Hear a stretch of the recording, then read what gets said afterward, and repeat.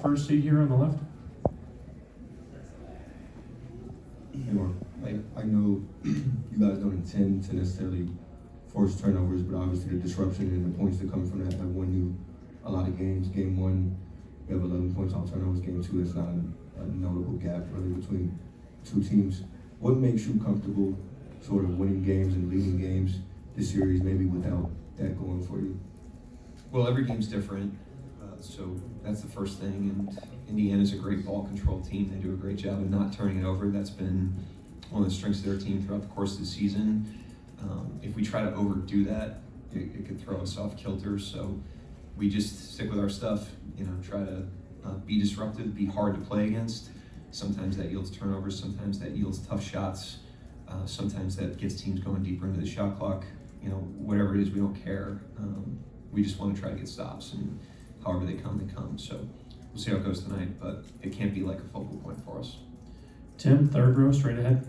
Tim Reynolds with the AP. Mark, is at game 101 or whatever it is of the season, I guess in theory both sides have seen kind of everything. Is there any way that one could surprise the other with anything that they throw out there at this point in the year? And when's the last time somebody rolled something out and it caught you even a little bit by surprise? Like, when does that happen at this level?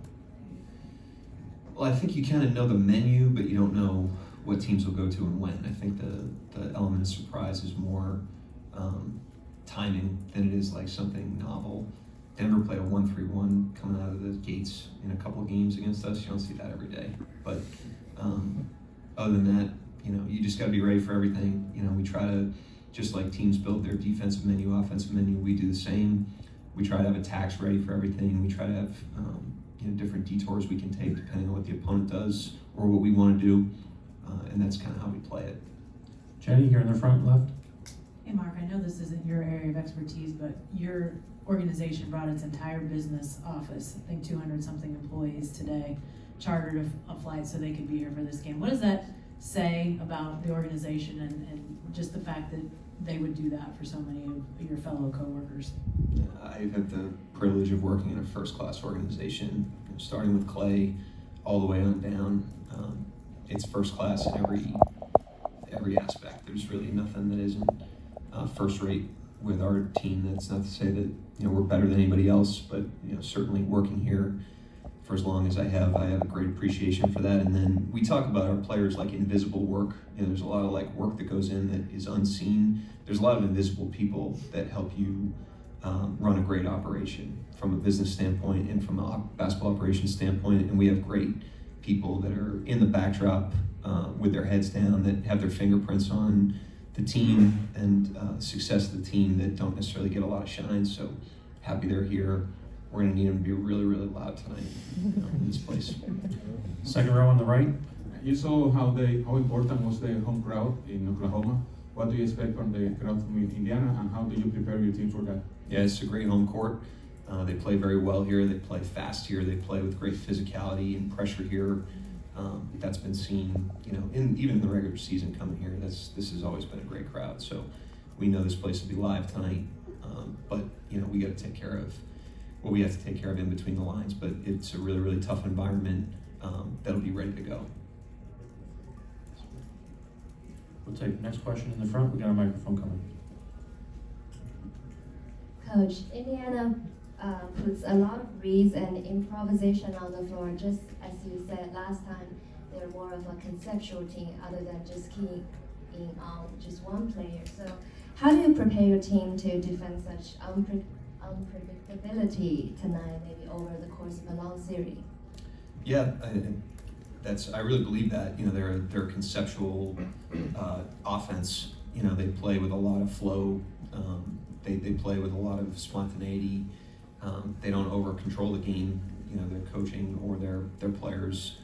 They just go out there and play, and so it requires a conceptual approach defensively. If you go out there and you're like, hey, we're just trying to stop this one player, they're going to get you somewhere else. So you kind of have to approach the game the way they do on that end of the floor, which is unique. It's one of the unique aspects of playing them. One of the hardest things about playing this team is how different so many things they do are from kind of the normal middle of the bell curve NBA. And It's why they're here. It's why they're successful. We have a lot of respect for them.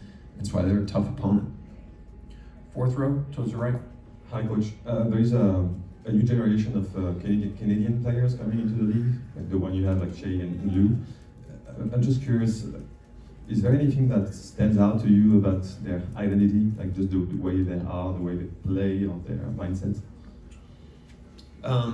Yeah, I mean, I can only speak to them, to Shea and Lou. You know, I don't want to generalize that across the entire country of Canada, but they're incredible people.